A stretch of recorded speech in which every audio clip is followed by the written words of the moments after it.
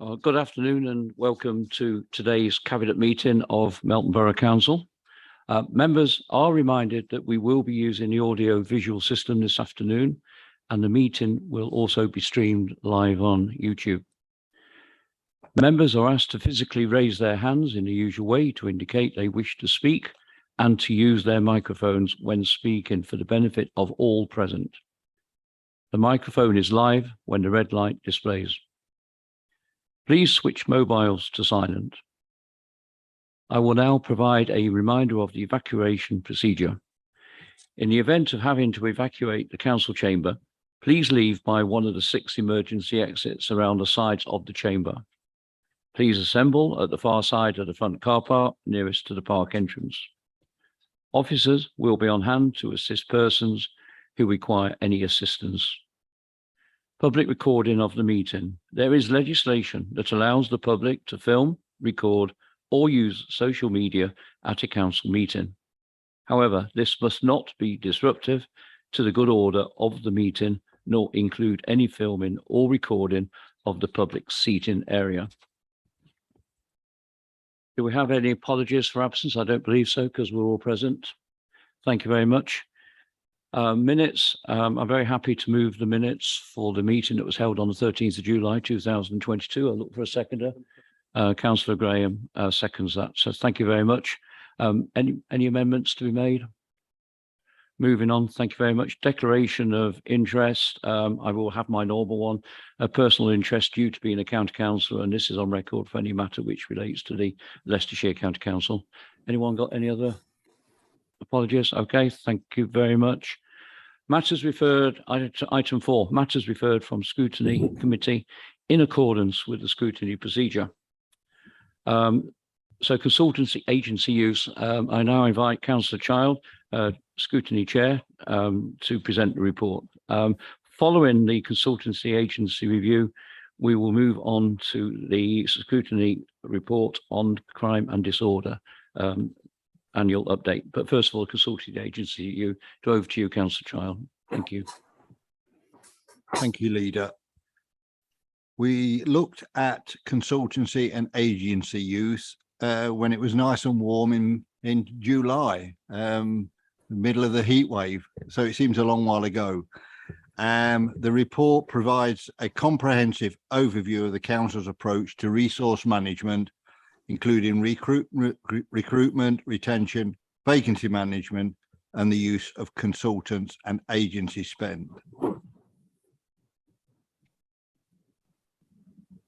So the summary of the feedback for your consideration. A question was asked about whether there was an occasion where the council had hired a consultant or expertise to produce a report and/or recommendations, but the council had not acted on the information it had received.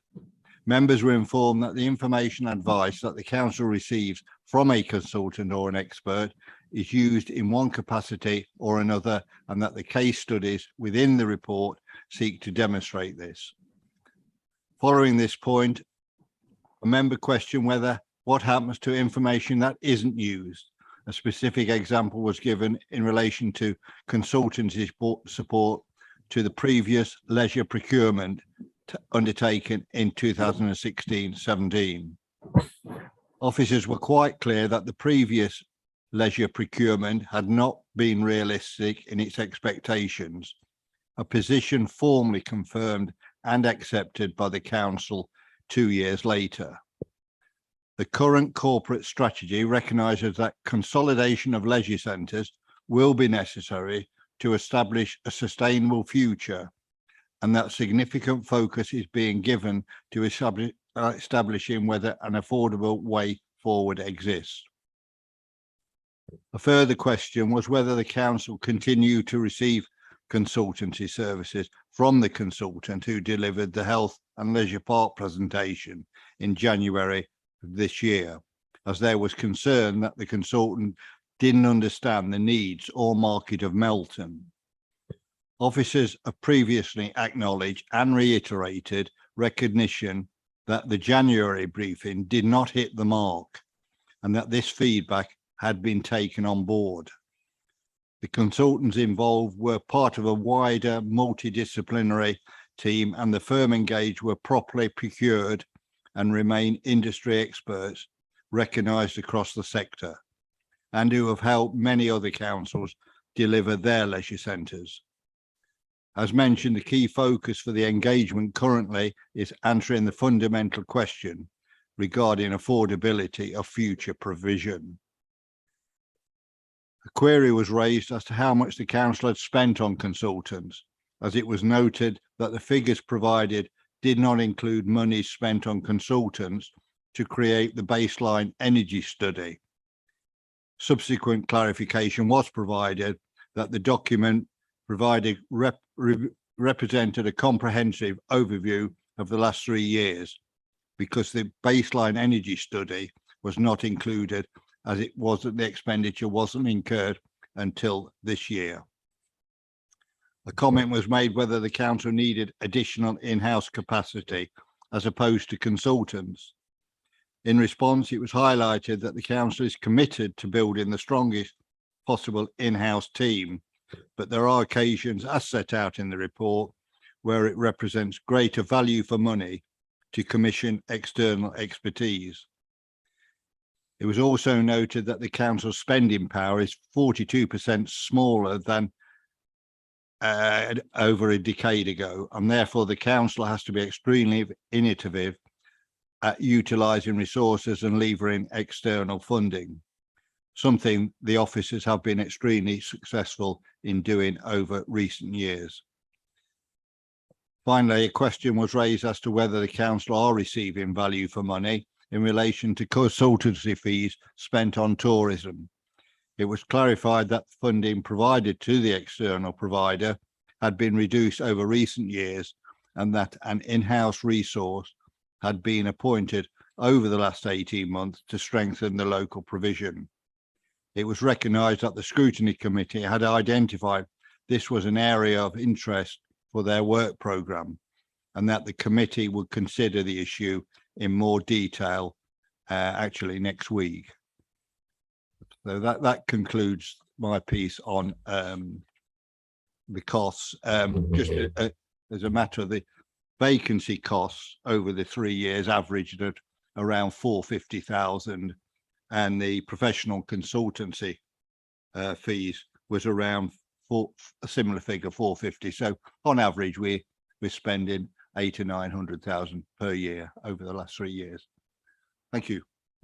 Well, thank you very much for that report, Councillor Child, and please thank all your members for all their hard work and diligence, and also pass on through the Chief Executive to the officers who made the reports to the scrutiny committee. I found the second to last bullet point the most interesting one to me, which is a comment was made whether the council needed additional in-house capacity. A valid point, and it's a point that's been coming up as long as I've been a member of this authority as well, to be fair. But just to remind everyone, we are the 4th smallest council in the country, and as it says further on in the report, our spending power is 42% smaller than it was in 2010. So it's very difficult to employ experts on a 52-week contract, isn't it? So it's always consultants will be used, but it's also good to see, though, there is a strength building up within the team that the Chief Executive's putting together. So that will bear us out well in the future. I notice also on the agenda you had including resource management, including recruitment, retention, vacancy management, and the use of consultancy. That part's been answered. And in some way, Councillor Child, that's also going to crop up later on in the agenda on item 7, which is the opportunity to explore establishment of a strategic partnership with Harbour District Council. That's one of the reasons that, I accepted the invitation from Councillor King to consider that. It is about retention of the top quality officers and also attracting top quality officers. So thank you very much. I notice the recommendation is that we will have regard to the scrutiny committee's feedback, and I look round and we certainly do. Yeah, thank you very much. If I could invite you now, Councillor Child, to introduce the crime and disorder annual update. Thank you. Thank you, Leader. Yeah, the scrutiny committee met week, 10 days ago, with the local commander, and the feedback from the committee is as follows. A comment was made that the majority of the discussion was focused on the town, and that it is important not to forget half of the borough's population lives in the villages when considering crime and disorder. Officer and police representatives assured the committee of their work being done across the whole borough, including the rural areas, which is good to hear. Concern was raised that the lack of youth services within the villages has led to an increase in the petty vandalism. In response, it was explained that one of the priorities is rural crime, and that every effort is made to engage with the local community when addressing issues. Officers referred to proactive engagement with parish councils. A member suggested that ward councillors should also be involved in those discussions. The Director for Housing committed to feedback to colleagues to ensure that ward members are briefed on updates that are provided to parish councils. A member questioned whether there had been an increase in shoplifting. However, the committee were informed that there had not been a recorded increase. Representative noted that sometimes petty thefts are unreported, and reiterated how important it is that people do report when crimes are committed. The committee raised a concern over the coverage of the police in rural areas, particularly in response to crime. However, it was explained that rural crime remains a priority for the police, and the rural areas are regularly patrolled. A number of examples of rural area specific policing operations were provided. In regard to responses to crimes, if it is an emergency, then as we all know, you ring 999. There is a local number that can be used for non-emergency situations. It was expressed how grateful we were for the job that the police do. A comment was made that early intervention is important when addressing crime and disorder issues with the young people. We were assured that there is a considerable amount of early intervention work in the borough, and that there is engagement with all schools in the area. Members wanted reassurance that sufficient support is being given to put people suffering from antisocial behaviour. Members were informed that in order to deal with this, then it needs to be reported, and sufficient victim support can be given. A member commented that they thought the presence of the police at the hunt is excessive. However, it was explained that the visible presence is to support the rural community and is usually a routine patrol of the area. Comment was made that the Action for Melton Youth, AME, should be engaging with other youth groups, i.e. Melton Young Farmers and the Scouts.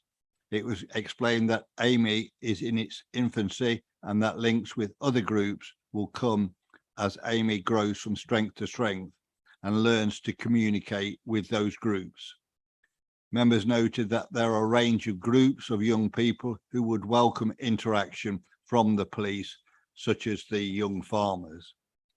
The police representative committed to follow this up and has since confirmed that arrangements are being made for the police to attend young farmers' meetings.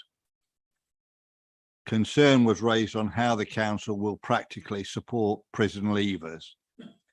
The homelessness process and how the council supports prison leavers was explained. The council will liaise with other agencies to ensure that no prison leaver is homeless upon release. However, there are some circumstances in which accommodation cannot be provided. For example, there is none available or the leaver is unwilling to engage.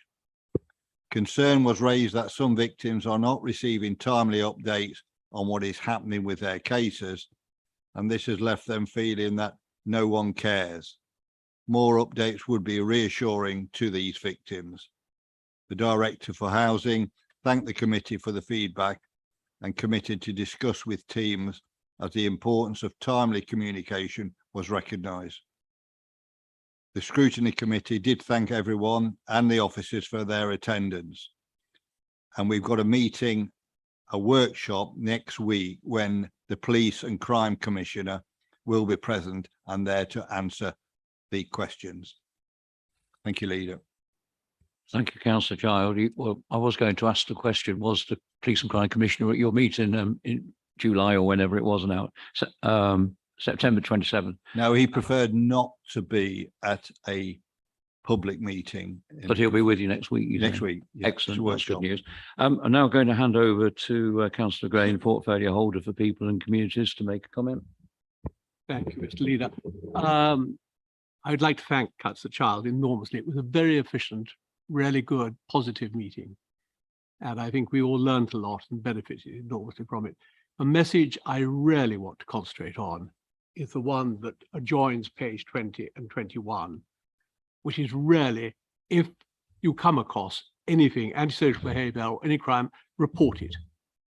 Because there is so much rumour of antisocial behaviour. But as the police say, they can't act if no one's actually said anything about it.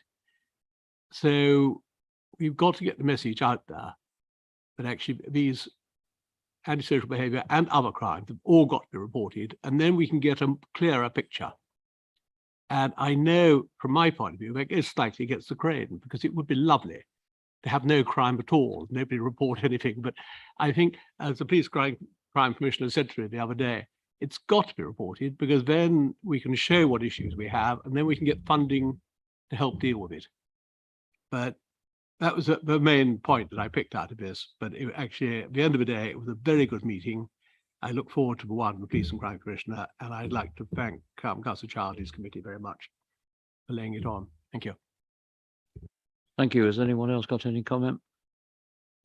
If not, Councillor Child, just to say thank you again to you yourself and your committee, and we note the report. There's no vote required on this one, apparently. I've just read that. So, but thank you very much. And obviously, I look forward to hearing about your meeting with the PCC. I'm sure you'll get good value for that. Yeah. Thank you very much.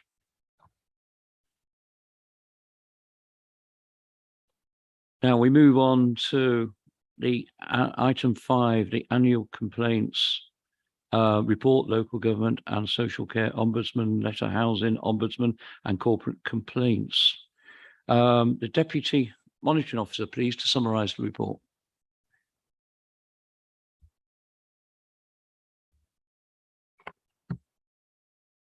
Okay, so this is an annual report which sets out the complaints received by the Ombudsman. Every year, the LGSCO produces an annual letter and also a summary of the complaints received in respect of the Borough Council. And those are detailed at Appendix 1 of the report. The Housing Ombudsman does not provide a similar letter, but the information for these complaints has been provided in the report as well. And the report also provides for the number of complaints and inquiries recorded and what decisions the Ombudsman has made. And that's for the period 1st of April 2021 to 31st of March 2022. Corporate complaints data has also been provided for that period. And the report asks Cabinet to note the Local Government and Social Care Ombudsman annual review letter and also the contents of the report in respect of the LGSO findings. From the Housing Ombudsman findings and complaint statistics as well. Thank you.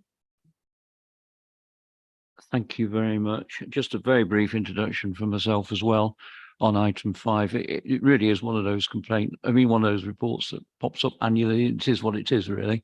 It's all there to be documented.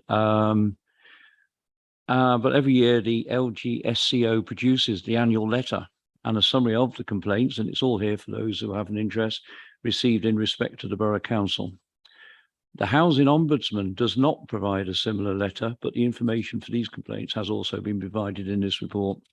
The report provides the number of complaints and enquiries recorded and what decisions the Ombudsman has made for the period 1st of April 2021 to 31st of March 2022.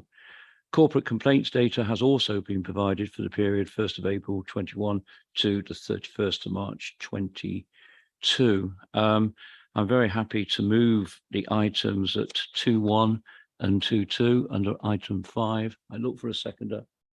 Councillor Graham seconds. Does anyone have any comment to make? If not, Just yep, carry on. very quickly to say, oopsie, yes. But it's basically, it's a problem with percentages, isn't it? 67% of our complaints were upheld, but that's only 2 out of 3. Yeah. Which does seem to, and everything else was very good. Thank you. I suppose it'd be quite amazing if we didn't have a single complaint all year, but it would be nice. It's good to only have 2, to be fair. So, but even so, 2 too many at the end of the day, and we will work to that 0 as much as we can. So I ask you to raise your hands for those all in favour. Noted by democracy. Thank you very much. Move the hands down. We move on to item 6, the risk management monthly update. I invite the Director of Corporate Services to summarise the report, please. Over to you, Dawn. Yeah, thank you, Leader. So as the report says, this is a 6-monthly update. Risks are regularly reviewed within services and at the senior leadership team. And this is the outcome reported to this meeting of the first 6-monthly review of this year. There'll also be a report going to the Audit and Standards Committee now in November, and as well as the same update on those strategic risks, they'll also be seeing the outcome of a review that we've done into the policy and strategy, because that was timely. I think that was 3 years old and that was time for a refresh, and we've worked with the chair of that committee on that piece of work.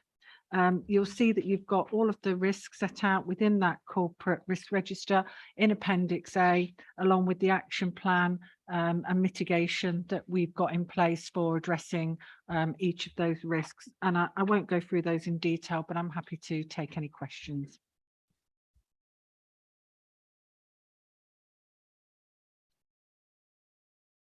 I know it's page 52, isn't it?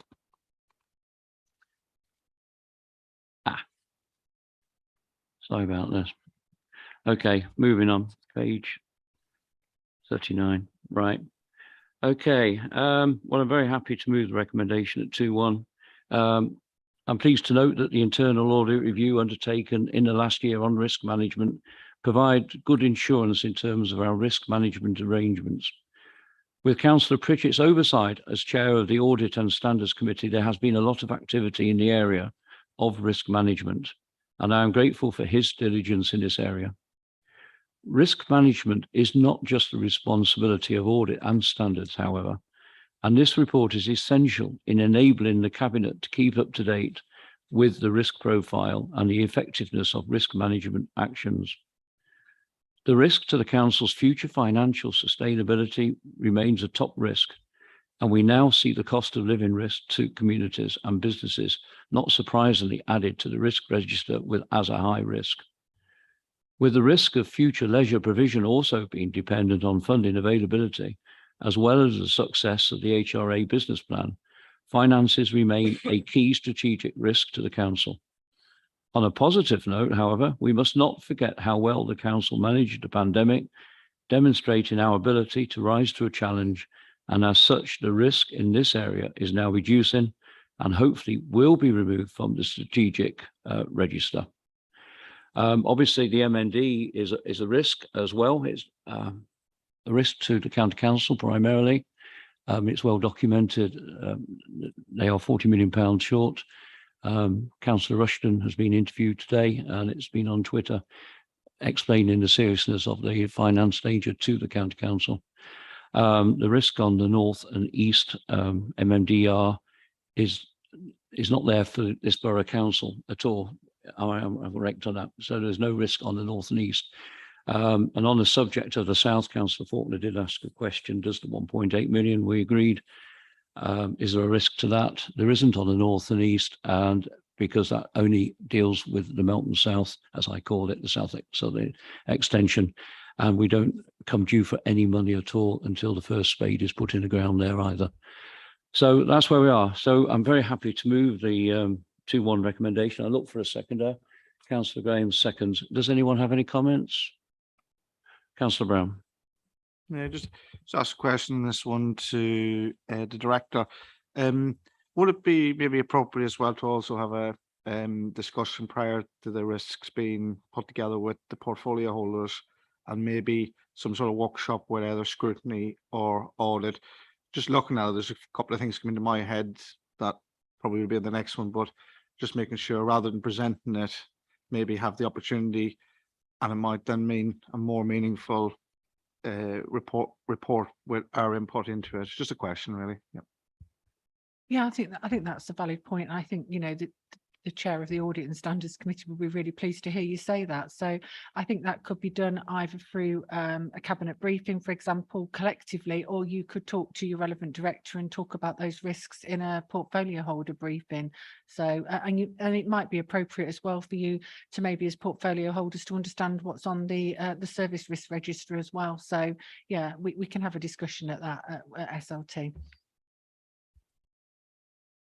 Thank you very much. Any other comments? Looking around, it has been proposed and seconded, 2-1 going from memory.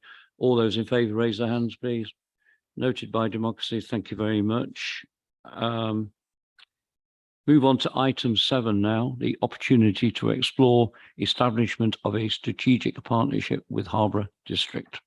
I now hand over to Chief Executive to summarise the report. Over to you, Ed. Thank you, Leader. As you just mentioned, the report before you this evening sets out the opportunity to explore the establishment of a strategic partnership with Harborough District Council.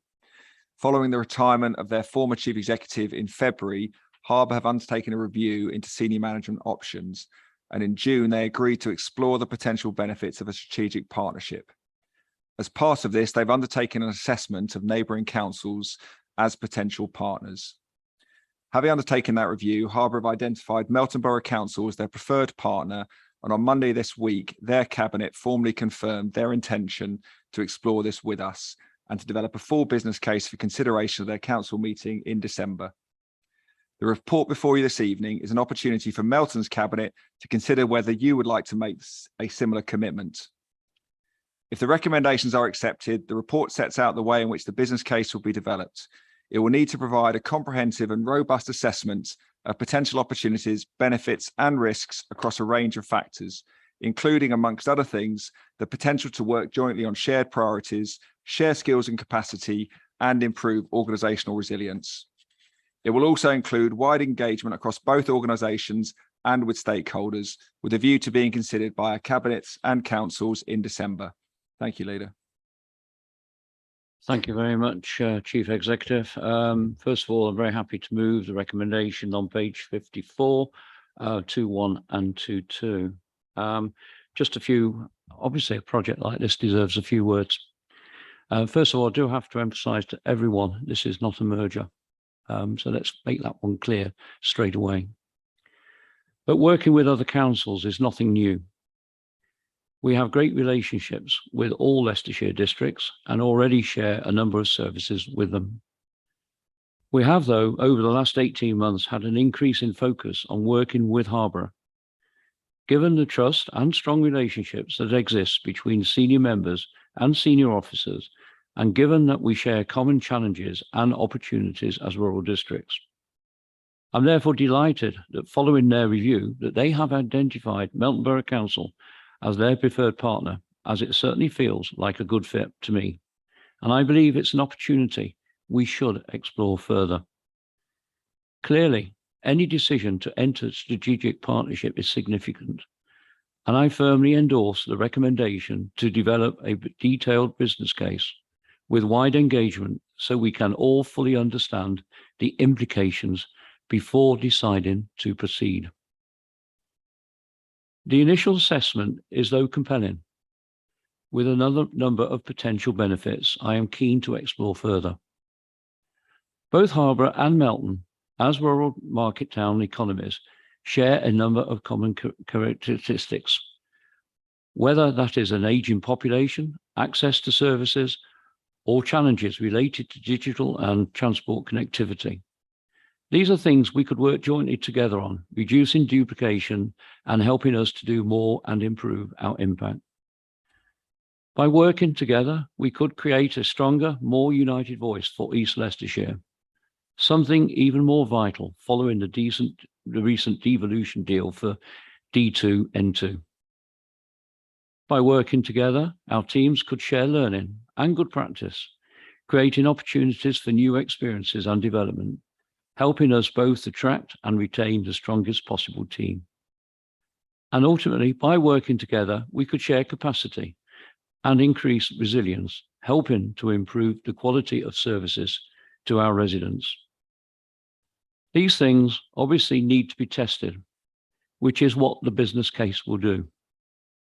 Crucially, this would not be a merger or represent a loss of sovereignty or identity, nor does it mean that everything would be shared or that we would lose our close connection to our communities. Rather, we would explore whether by collaboration with a trusted partner in certain areas, we can better deliver for our residents. I therefore have no hesitation in proposing a recommendation on page 54 and look for someone to second. Councillor Graham seconds. Yes, can I just make a comment when I seconded? Basically, of course, we need a business case. But what that business case will not show is the most important ingredient, which is trust. Both parties have to have complete trust and openness for it to work and be honest with each other at both officer and member level. We must realize there is a slight concern among some members about the mayor elections. Maybe one council may change persuasion, others may not. And I don't think that matters. But as long as we don't tie ourselves down to a business case, but actually people feel happy working together, which is what I hark back to the Welland made that so successful. Thank you. Thank you very much, Councillor de Bell. Thank you, Leader. Questions? I welcome this move. I think it's the right way forward. But questions that are coming forward are that where does joint collaborative working end and full amalgamation start? And I'm looking forward to the business case being formed to answer those questions. Thank you very much. Councillor Brown. Yeah, okay. Thank you, Leader. Yeah, fully welcome this paper and fully supportive of the approach. I think looking at the future financial pressures that's going to be placed upon all local authorities, I think it's only prudent that we go forward, look at it, explore the business plan and bring back hopefully a business case where we can actually deliver better services for residents. This isn't to me about making savings. This is about actually trying to do more with what we've got or what we will have when next April comes along. So I've got full faith in you and Councillor Graham, Leader, to take this forward with the Chief Executive. Councillor Bell, just for your information, Malise and myself and the Chief Executive tomorrow are going to Harborough, where we will learn a lot more. We're also meeting, I believe, Chief Executives and officers from other senior partnerships that have been around the country. I think one is from Lincolnshire. Am I right on that one? Yes, that's right. So we will know a lot more, say 5 o'clock tomorrow. But yeah, the business case is compelling, as I said in my report to you. We have to investigate. I think it's going to be interesting, let's say that. I can't prejudge how we're going to come out. Harbour, they took it to their cabinet on Monday night and it was passed to meet us. And then the idea is if everything stacks up, the business case, and who knows, but if the business case stacks up, it will go to our full council on December the 15th and the Harbour full council on December the 19th for a decision. But long way to go. Obviously, it will be scrutinised by Councillor Child in here anymore, but I'm sure he will go into it in depth. And I look forward to the conversation we're going to have with the leader at Harbour, Phil King, and his colleagues. Thank you, Leader, for that. Thank you. One thing then, does anybody else? Alison. Thank you, Leader. I think it's a really exciting opportunity that we've got here to explore this business case. I know the couple of risks about, some of the risks to the people that might be feeling about negatively towards this. And I think as long as we're open and we have really good, clear discussions, and all the staff and all the members are kept informed along the way, I think that everyone will be excited, and everyone will recognise the opportunities that there will be for the community, as Mr. Councillor Brown has said, and also hopefully create hopefully some more financial stability if the two councils work closely together. Thank you. If we do everything that you say there, Alison, we'll get the trust that Malise wants, won't we? So that'd be good. Councillor Bindlos. Thank you, Chair. I too welcome this opportunity. I think it's worth remembering that on a number of occasions over many years, we've worked very successfully together. And I look forward to seeing how this progresses, but I'm sure that this will be a good move. Thank you. Thank you. If we do form this alliance with Harborough, it'd be a very, very large geographical area. Of around 140,000 people, roughly. Am I right on that? Yes. Roughly speaking, 140,000 people, 90,000 in Harborough, 50,000 for Melton Mowbray. Anyway, I've moved recommendation at 2-1-2-2. Malise has seconded. All in favour? And Democracy have noted that. Thank you very much. Moving on to item 8, Royal England Prosperity Fund. Lee Byrne, Regeneration Manager, I think is going to appear by magic on the screen.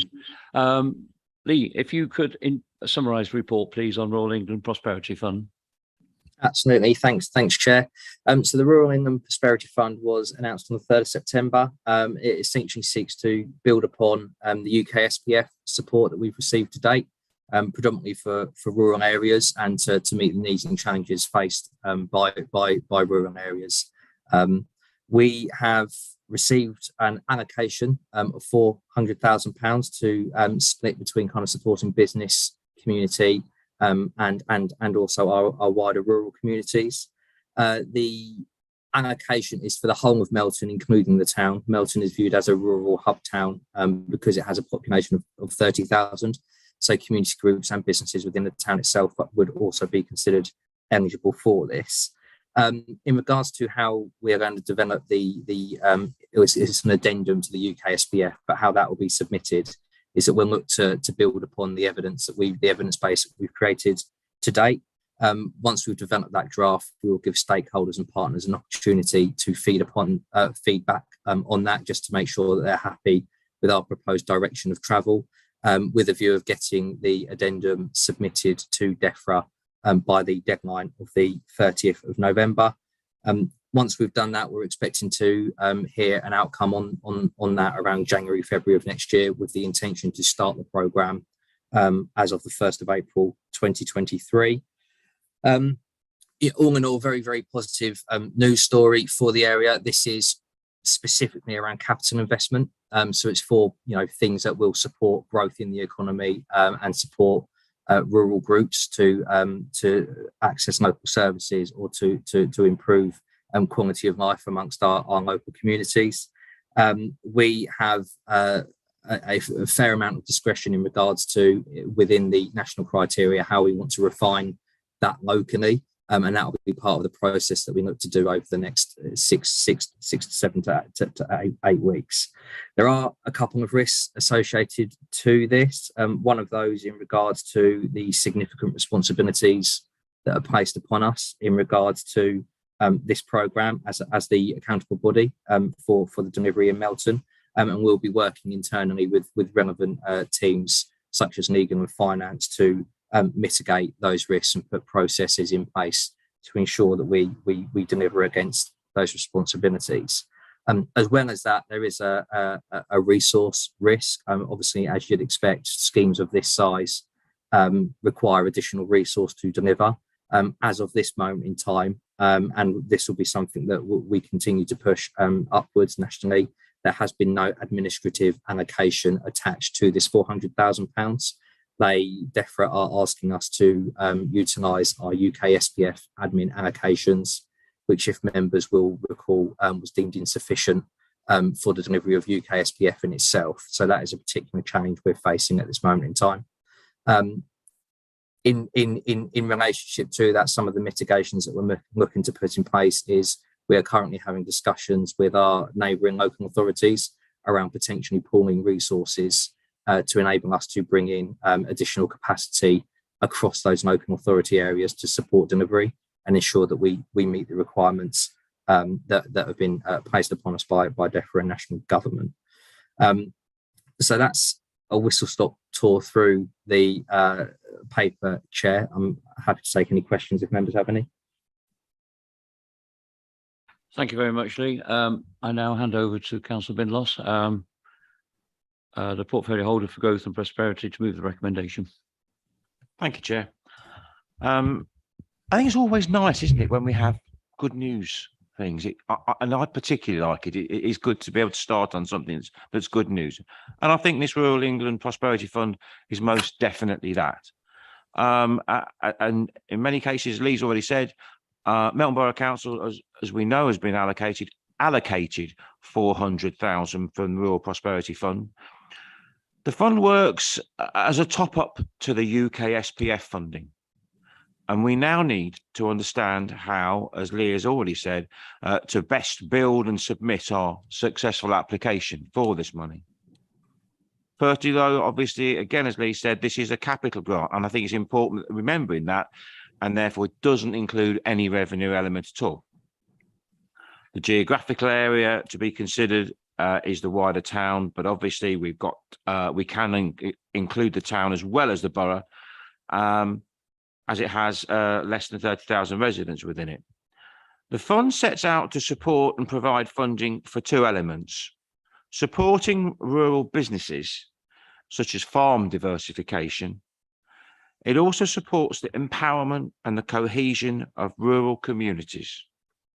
Examples of which are many, of course, but if we consider digital infrastructure, supporting village halls, pubs, post offices, the hubs of small communities, I think we can really do something with this. This funding will without doubt provide great opportunities for our rural areas. Our next step in securing this funding is to work up a successful application and submit this before the deadline, which is at the end of November. To achieve this, we must work closely now with our communities.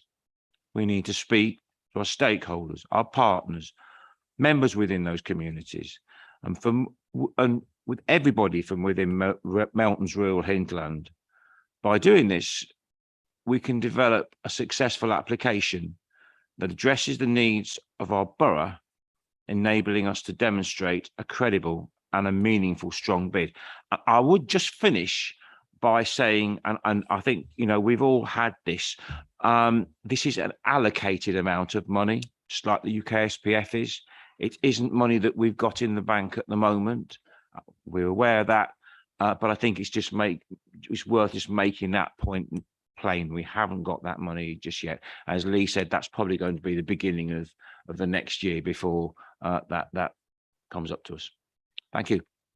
Oh, and I'd obviously like to move the recommendations for the approval of 2.1 and 2.2. How can I possibly forget that? Yeah, thank you very much, Councillor Binlos, and I'm very happy to second 2122 on page 62 of the report. I mean, you talk about the money, it's an allocation, it's a shot in the arm, isn't it, really, to the local economy, really? That's what it boils down to. And I think it should be noted by democracy that our thanks goes to the Melton MP, Alicia Kearns, for, as always, the magnificent enthusiasm she has for her work, and she has been instrumental in helping to get this. And so obviously, thank you, Alicia. Any other comments, Malise? It's really a question. Can we add the Country Land and Business Association onto the list of stakeholders? I think they may be able to add something. There is a regional director, and I can get his details across to Lee, if agreed. I should declare that I am a member of Country Land and Business Association. Thank you. I think Rob is okay with that and Finale is. And I would declare I'm not a member. Yeah. Any other comments, anyone? Alison? Thank you, Leader. I just wanted to sort of pick up on the point that Lee was saying, that the resources that will be needed to take this fund to the communities and get people to put applications in. I know how much work went into just doing our community grants, and that was a really small amount of money. These are a really important capital grants that can enhance our economy, realistically, we on behalf of the staff need assurances that they'll be supported with some resources, because it is going to be a lot more work putting into the UK SPF bid, as well as trying to allocate resources for this as well. So yeah, just those assurances on behalf of the staff that are already, we're quite busy with a lot of more projects, including the cost of living crisis and those new aspects that we're drawn into at the moment. So we don't want to miss doing this, the due diligence, as it states in here. Due diligence will be paramount to ensure that the beneficiaries of this fund get what they need. So yeah, just put that point across. But very good news for Melton. Thanks for that, and all your points have been noted, Alison, so thanks for that contribution. Councillor Binlos. If I could just say, yeah, I think it's worth thinking that, or remembering that obviously we've not long ago put in our UK SPF, and I think we learned an awful lot from how we actually did that and how we applied for that.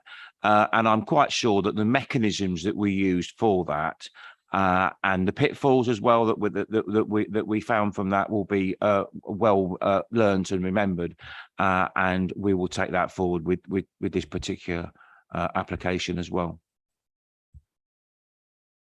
Thank you, Councillor Binlos. I believe we've exhausted comments, so we move to the vote. All those in favour, raise their hands.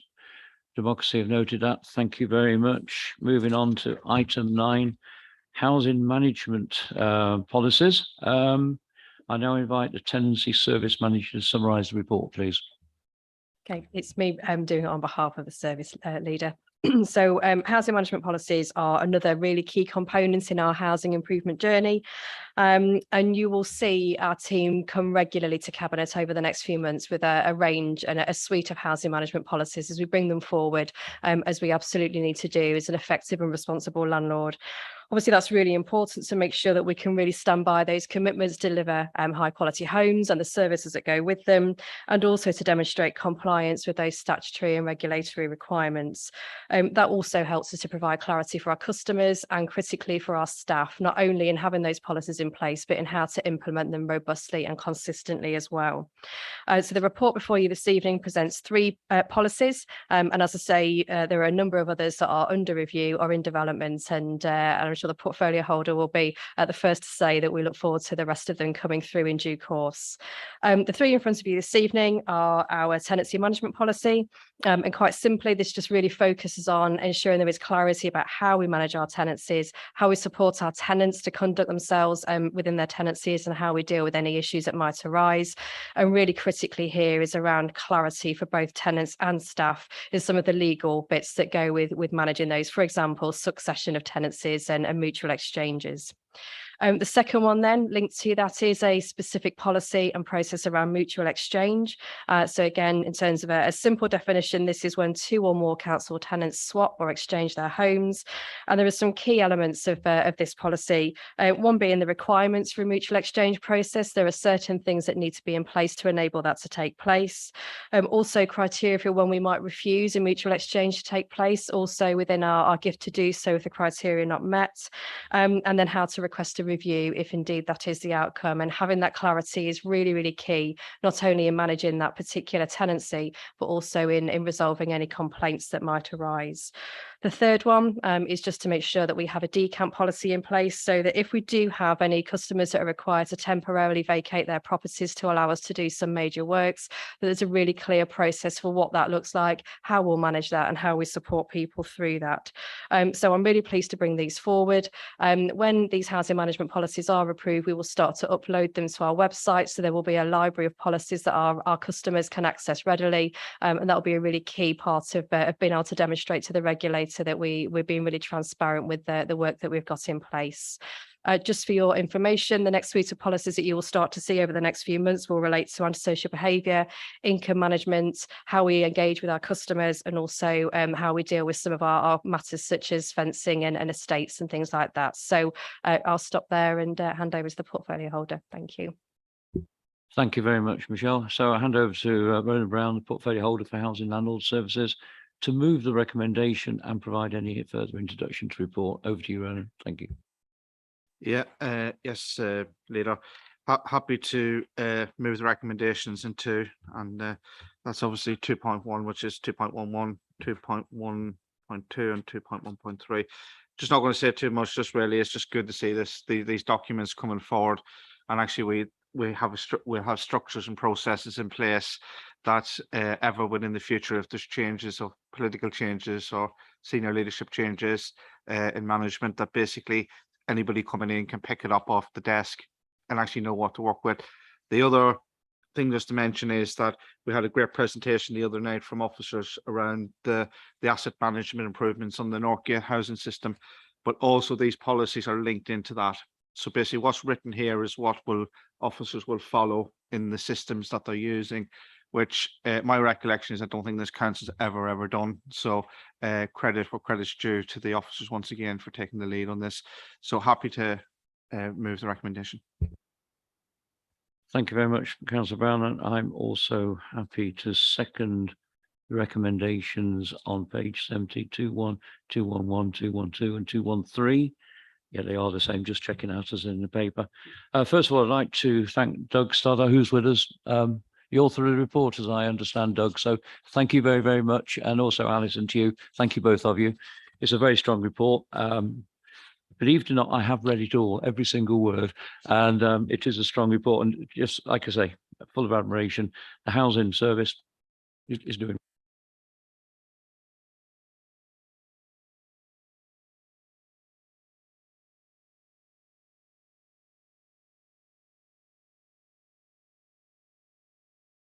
I think that goes to show the thermos of what was going on here. Okay, I ask you to.